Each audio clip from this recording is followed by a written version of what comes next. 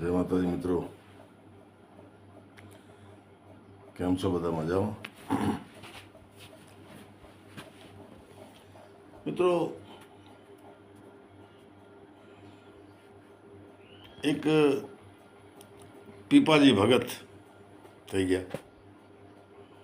હવે કોઈ કહે છે કે રાજસ્થાનમાં થયા, કોઈ કે ગુજરાતમાં થયા. આ પીપા વાવ જે કોઈ શહેર છે કે શું છે, કહે છે કે પીપા ભગતના નામ ઉપરથી.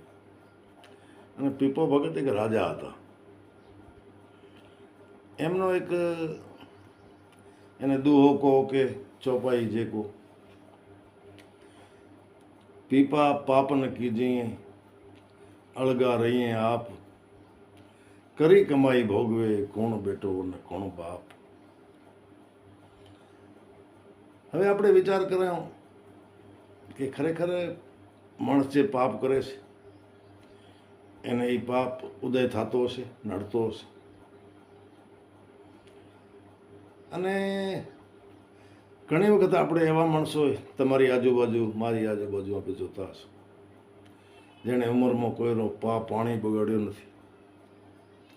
ઈશ્વર એમને દુઃખ દે છે, એમને બીમારી દેતો હોય, પણ વળે આપણે સમાધાન કરો કે ભાઈ પૂર્વ જન્મનો હશે, આ જન્મો નહીં કર્યો કાંઈ પૂર્વમાં કર્યો છે. પણ મારે એક વાત કેવી છે કે આ જન્મમાં જ અને 1 મહિનાની અંદર એ પાપ કર્યો કે પુણ્ય કર્યો, એ મહિનેમાં જ એનો રિઝલ્ટ ફેંસલો. એવી મેં એક વાત સાંભળેલ. તમને ખબર છે કે હું વધારે પડતે થરપારકર વાતો કરું. હવે મિત્રો, એક વાંદરો આ રણ ઉતરી અને પારકરમાં આવતો રહ્યો. હવે વાંદરો ગઢામણો એમ કે છે, કાં તો એ જે ટોળામાં રહેતો એમાંથી રિહાણો હોય, રિહાઈને કે વાંદરો જાય એવો મેં સાંભળ્યું. કાં પછી બીજા વાંદરા એને તગડી મિલ્યો હોય કે ભૂલો પડ્યો હોય, જેવો તે એ વાંદરો થરપારકરમાં આવ્યો. પાકિસ્તાન સરકાર, પાકિસ્તાન દેશ, અને સ્વાભાવિક છે મીઠેમાં હાલ્યો હોય ને ભાઈ, જે મીઠામાં હાલતા હોય એને ખબર પડે. લૂણ જે છે ને, નિમક, એ પગ કાપી નાખે.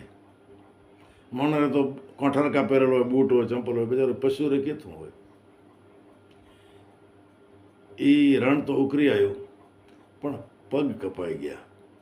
માગ હું લોહી હાલે આવે જેથી કથે અવાડે પાણી પીતો.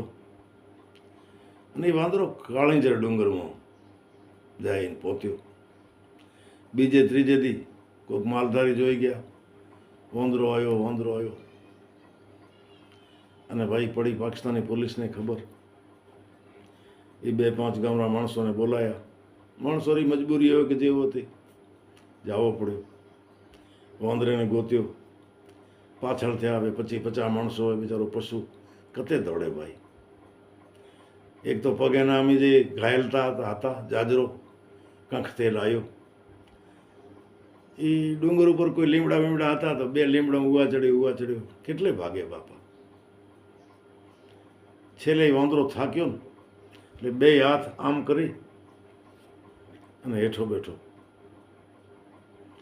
એમાં એક માણસે એને લાકડે એણે કોવાડે જે એણે વાંદરાને મારી નાખ્યો. એ કઈ જાતિનો હતો એ આપણે કહેવું નથી. વાંદરો મરી ગયો, પણ એ મરતે કી વેદના નહીં હાલી હોય એ વાંદરે ઉપર.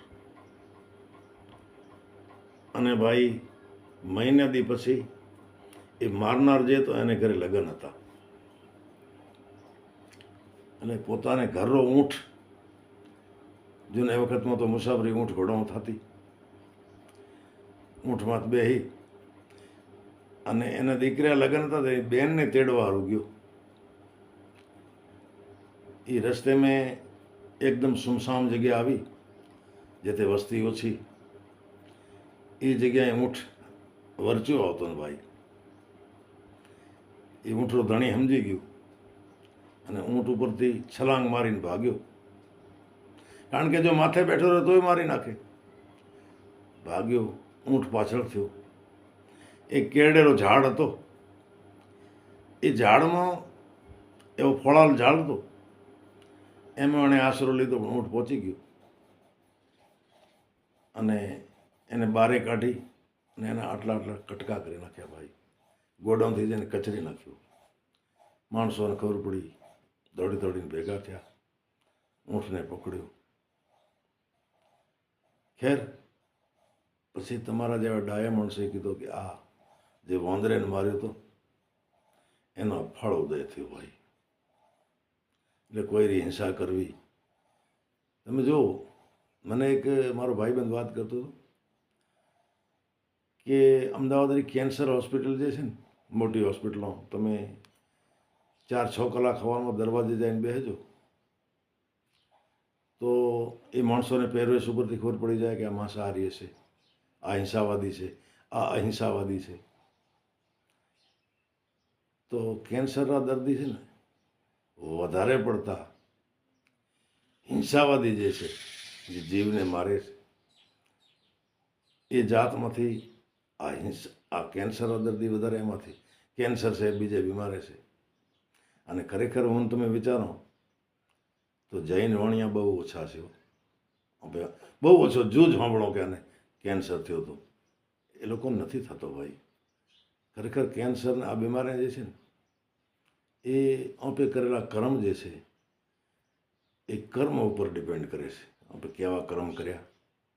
અને હું ભાઈ વાતો કરવા હું કોઈ ધાર્મિક બની જતો નથી, પણ હું કોશિશ જરૂર કરું કે મારે હાથું, મારે મન વચન કર્મ હું કોઈ હિંસા ન થાય. કારણ કે ડાયા માણસો કંઈ બેહો સાંભળો એટલે શીખવાની કોશિશ કરો કે આવો ન બને. તો મારી આ વાત કેવી લાગી આપને થોડો કોમેન્ટ કરજો, શેર કરજો અને સબસ્ક્રાઈબ કરજો. જય માતાજી.